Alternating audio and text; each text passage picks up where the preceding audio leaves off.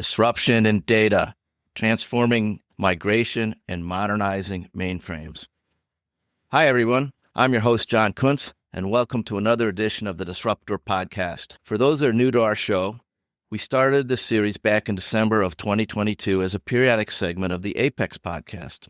Our vision was to go beyond the conventional wisdom by confronting the status quo and exposing the raw power of disruptive thinking. Today, we talk with Caitlyn, CEO of Zengines, as we explore how her company disrupts organizations, automates the end-to-end data conversions. We will discuss valuable advice on the pitfalls, the mistakes that many executives make when attempting digital transformation. Welcome to the show, Caitlyn. Thank you so much, John. Thank you for having me. Two topics I love to talk about. Great. In prep for this show, we had a lot of interesting crosses of our professional experiences. Speaking of that, why don't you tell us a little bit about your background, your education, your experiences, how you came to start your company, and you can start anywhere you want. Thanks so much, John. So my background is in engineering. I am an electrical and computer engineer and spent a couple stints building circuits for mobile devices way back when. Then went to the dark side of consulting, where I spent a fair amount, most of my career in the consulting industry, helping large organizations with technology transformation type initiatives. Most of that was in financial services, John, and that was where I crossed paths with one of the other Zengines co-founders. We talked about data conversion, data migration. We ran into it all of the time. And mostly it was because we saw that organizations are always changing. They're always modernizing. They're always looking to stay relevant and keeping their technology current. Your systems hold data. You want to preserve and make that data continuously usable. And so there's always this hurdle of going through a conversion or a migration to make sure you can execute on your business strategy. So that was the pain point that we saw. It was a challenge I saw organizations face, all organizations, all sizes, all industry. And we said, there's got to be a better way. So that was how this all came to be. I'm excited because it's a solvable problem. I agree. I had similar experiences. A good bit of my career, I was running part of IBM's business where we did data center migrations and consolidations. The Achilles heel of those projects was our ability to migrate the data and the applications. One little glitch would take the whole project down. Let's dive into data migration. What are some of the most common mistakes or pitfalls organizations tend to make when trying to take a more traditional approach to their digital transformation and or their data migration projects? Well, first, I always like to make sure that I clarify how I define data migration, John, because I find that based on one's experience, you might believe or understand data migration to only be a part of it. When I think of data migration, I think it is all of the things associated with helping get a new system or a new data store to be live. In other words, it is that upfront ingestion of what might be the sources of data that you're going to move. It is analyzing it so that you understand what you will have to deal with when you're going through a migration. It is mapping the data so that you know this is what it looks like, this is where it's going to. It's changing or transforming that data because you probably will need it to fit a different way or look a different way. And then it's the physical portion of getting the data out, applying changes, putting it into a new data store and testing it. I say all of that's part of data migration because ultimately we're talking about making that data still be a valuable asset to you. And it's important to make sure that's clear. My experience has been that depending on where someone might have participated in that full journey, you might only think of data migration as just the mapping portion or just the ETL portion. It's important to think holistically because you need to solve for all of those things, all of those complexities, all of those potential pitfalls that come in across all steps. So first, it was important to level set that from my view, all of those things are important. Pitfall number one is not accounting for all of it. Sometimes when folks aren't experienced, they might only think that data migration is just that portion of, right before go live, we need to move that data. But really, you needed to have prepared all of those previous steps. So pitfall number one is not truly understanding that all of that is in the picture. And then pitfall number 2 is not having a really good plan as to how will you tackle this, because in having all of those steps as part of the effort, who will do what? Who knows what? Is it your responsibility? Is it the software vendor or the servicer that's accountable for making sure the data shows up in the new target locations? Having a good plan, making sure you can execute well and bring in the right experts is pitfall number 2. And pitfall number 3 is not truly leveraging and capitalizing on all of the tools that are available. I think a lot of folks, probably because they didn't think of all of the steps that are included, and then they didn't have a good plan, because again, not everyone lives data conversions every day. But without having the first 2 steps in place, then you don't know what tools can be applied. And there are just tools that can really help, as opposed to thinking you have to go through it the old school way of humans and spreadsheets. So I would just start with those 3 to start. And then there's things that I think later we could talk about, John, which is patterns that we know are true around data migrations and how you can help people get through it successfully. I wholeheartedly agree with those pitfalls. Based on my experience, I've seen a number of projects underestimated the planning and the big picture. They just figured they just take a bunch of servers and the data on there and just sort of lift them, shift them into a new data center. Those were career-breaking projects for some of the executives I worked with. The ones that avoided the pitfalls you just explained and the projects were super successful, most of those guys and gals got promoted. Many of the CIOs that took it for granted and sort of try to do it on their own, as you mentioned, most people don't do this every day and they've never done it before.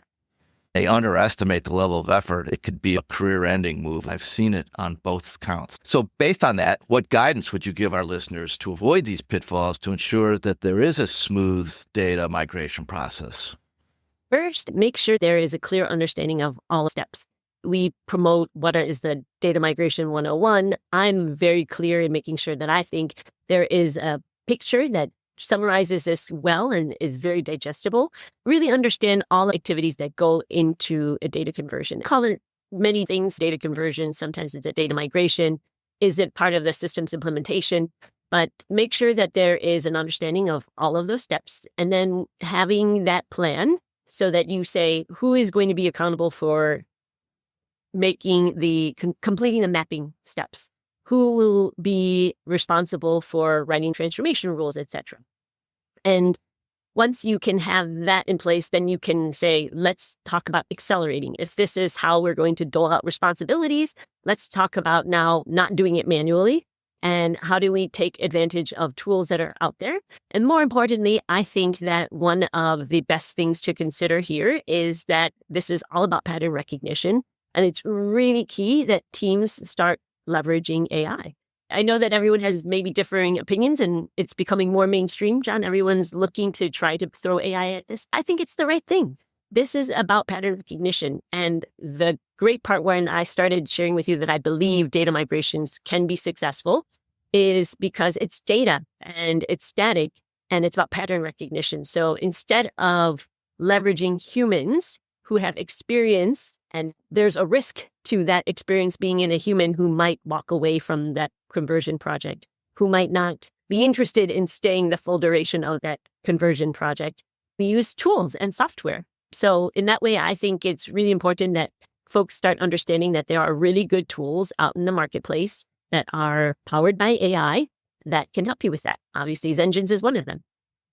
Excellent. Appreciate that. I remember back when we were doing data center consolidation work, there were tools, but they weren't very good. So much of this was manual. We had spreadsheets, and these projects could take 5 or 6 months to physically consolidate a data center. But understanding the data, understanding how the applications use the data, which applications needed to get which data, where, when, was a major part, and it was all done manually. If somebody left the project or missed one thing, we would have to redo the whole project plan again. So how does your approach with your company benefit your clients in terms of core data migration? One thing that we really looked at and said we have to do differently is why were there so many people? Why was it always an army of people to do the work? It's all those things we said before, right? It was a bit of sometimes you didn't allocate it correctly, and then you started just adding more and more people because you were finding experts. But it was that allocation, the second pain point that I talked about, John, around the not understanding who will do what. I feel strongly this belongs to the business. Data belongs to the business. The business knows the data, right? And what I mean by the data belongs to the business is they are the ones to ultimately finalize that this is acceptable. This is what I want the data to look like by the time it shows up in the cloud, in my new system, or in Snowflake and Databricks as part of the data product. They have enough familiarity with the data to decide what looks right or wrong or to set the requirements. One of the best things to do is to empower the analyst, empower the business team to do the data conversion. Because today we found is that it was a bit of business comes in here to share, oh, this is where you'll find the data. They go away because then the technical team comes in to do okay, we're going to set up and connect to the database. And then business comes back when someone starts to profile the data and says, well, is this right or wrong? Should this have null values?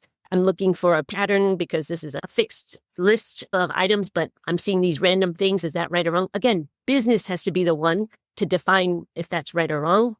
Business is the one that starts to do some of that mapping, right? Because they say, well, I know that this is here, but I don't know what that means over there. All I'm looking to emphasize here is one of the things that Zengines focuses on is to create a product that's for the business, the BA, the business analyst, and empower that person to finish the data conversion for across all of those steps that I talked about, because ultimately they're the final decision maker. So take away the need to bring in a lot of people because you brought in people because they knew bits and pieces of the process. So in other words, make the tool or the product intelligent enough to be able to support those other areas, accelerate the work for the business, the BA, because you don't want the BA to be doing mundane, rote, manual, rules-based types of activities.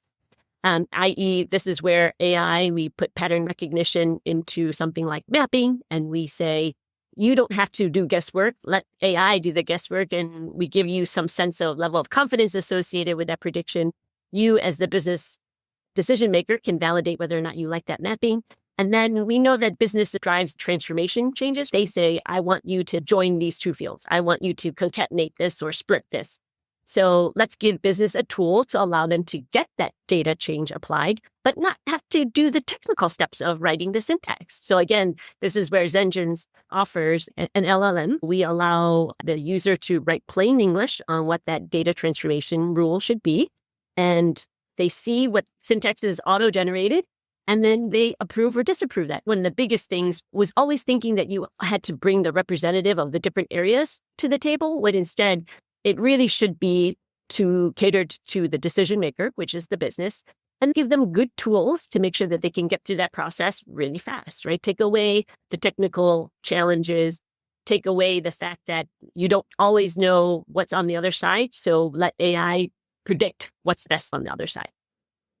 This is great. This is a classic, what we would call a shift left approach. At the end of the day, as you said, the business units, anything that has to do with technology, the only reason it exists is so the business can do something, make money, get more customers, sell more stuff. The more you can move the actual doing towards where the responsibility lies, i.e. the businesses, a shift left approach, it's less expensive, yes, more productive, and faster. So all three benefits a classic shift left approach where the businesses who own the data, the business response, the P&L, so to speak, let them be more productive.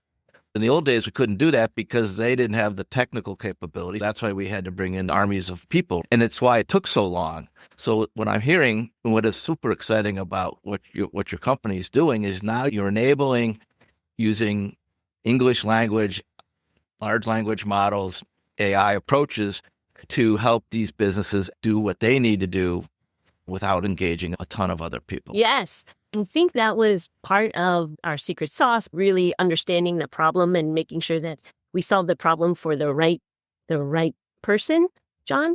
And one example that came to life, this was one of our customers, was that the Business analysts, as I said, they ultimately made the final decision as to this is what I want it to look like by the time it shows up in the production system. And that teammate was working with the DBA who would write the SQL query to extract it and show it to the business before it got approved. Well, the business user would send an email or have a conversation, say, okay, these are the fields I want, and this is what I want you to do to those fields. And that was written in plain English over an email, sent off to the DBA. The DBA picked it up, saw something, interpreted it, and in this case, as probably half the time, interpreted it somewhat incorrectly, did the query, put in the transformation rule, sent it back to the business. The business doesn't see the query, just the output, and said, that's not what I want. Can you do this now? That iteration goes back and forth because, as I said, data is ultimately the truth teller. Business is the decision maker, but then you just always had that friction because they couldn't get to the data directly or they didn't know how to write the right query in order to get the data to look the way they wanted to. But this second piece that I would say is that data conversions are always unpredictable with AI. That's pattern recognition. Unfortunately, we can't go back and make it be predictable. I can't go back in time 20, 30 years ago and change what was inserted into the database way back when. But what we can do is at least have some tool that analyzes it really fast and allows you to look at it and gives you some sense of this is what I think it looks like, and the business user can iterate. And iteration is key. So that was the other thing that I think is really important, is that you just take a shot at it. You run it through, you take a look at what you've mapped, you take a look at what you've converted, and then you say, does that look right? And start with a small data sample set, because then you can build rules on top of rules as opposed to believing that you've got everything you need. And now you can accommodate for all of the variations of transformation rules that you might need to put in there. So just start with a first data set, get it through very fast. And like I said, we're talking about generating a load file in minutes. Look at that load file and then say, do you like that? If it looks good, all right, let's continue to add more records in and continue to see if your rule applies. And if you need to change it, then put more rules on top of that. But I'm just saying it's the fact that you just don't know what is in the data. So give you a tool that allows you to get through iterations really fast and allows you to play around with getting it perfect. That's tremendous advice. We've covered really essential ground on modernizing and data migration. I heard 60% of all digital transformation initiatives fail. Yes. They don't understand what they're getting into or the level of effort. What you've discussed is a huge benefit for digital transformation. Wow. Thanks for sharing all that. Why don't we wrap this up? I appreciate your insights and experiences. My last question is there anything I haven't asked you that you'd like to share before we wrap the show up? When we think of data migration, John, a major aha moment for me was we need to empower the business analysts because, again, I believe that it's the data and the decision belongs to the business. And I think all the years before, one, it was that there was always a need to have multiple translation points, right? Oh, business only knows one side of the transformation, the conversion. They knew their system, but they didn't know the target state system. And then also business wasn't as technically adept as some of the SME. So let's unpack that and solve for the business. So I just think that was one aspect that I think is really important because compared to a lot of the other products in the marketplace today, data mapping, data integration, that's a need. In some cases, that's an internal talk the data pipes, and that's a technology problem. I'm trying to solve the onboarding, the new implementation, the post-merger integration, where you want that data to truly be right. So that's one thing that I would say on the data conversion, data migration side. So this is a little bit of the product mindset. I think organizations and teams can imagine and design and talk about it for a really long time. And I say, you'll learn and you will get so much more value just by doing. You might make mistakes because you didn't plan for all of it, but you're at least already started and not waiting to believe that you'll discover all of it through planning. Great advice. I agree. How do you eat the elephant? One bite at a time. Yes. How can people learn more about you and your services? What are your socials? What's the best way? We'll include all of these in the show notes. Thank you, John. So Zengines' website is www.ai, and that's Zengines with a Z or a Z in front of the word engines, plural. And by the way, our domain, we had AI from the very beginning. So way before a lot of these other companies started to change to a .ai on the domain name. And I'm on LinkedIn, so folks can always connect with me or send me a direct message. And we have information as to how to reach out to our team to get a demo and work with us to go through a POC or a trial. In this world, everyone likes to take a look and see how it works. And we would be delighted to have people give it a shot. I really believe when it comes to data conversions, it doesn't take an army. I really believe everyone can do it themselves. As I said, it's to the business user. So if we start to change the mindset and say, hey, this can be self-service, that's what I'm hoping to move to so that everyone can change faster. Excellent. This has been a great interview. You're so energetic, so knowledgeable. It's a pleasure to have you as a guest on The Disruptor. Everybody listening, please don't forget to connect with Caitlyn on LinkedIn. Check out their website. And Caitlyn, before I wrap up, I always give the guest the last word, and we'll say goodbye. Thanks, John. Well, first, I wanted to say thank you. We had so much fun, and I think I capitalized on the talk time here, but your listeners should know just what an interesting and knowledgeable person you are. And I had so much fun learning from you in our conversations. And then also just to wrap, I say that it's all about gratitude. I appreciate so much the opportunity to spend time with you, that you've made time and space for me, and that this experience of building a company to deliver value to people. I believe data is solvable. Let's help people focus on other things, and let's make the data be not something that they have to worry about. We're going to come back with part 2 of our podcast. And when we return, we're going to shift gears and we're going to explore the challenges that many enterprises face on mainframe modernization. Stick with us and we'll be back. All righty, everybody. So thanks, Caitlyn, for being on our show. I'm John Kuntz, and thanks for joining this edition of the Disruptor Podcast. Have a great day. Take care. Thanks, John.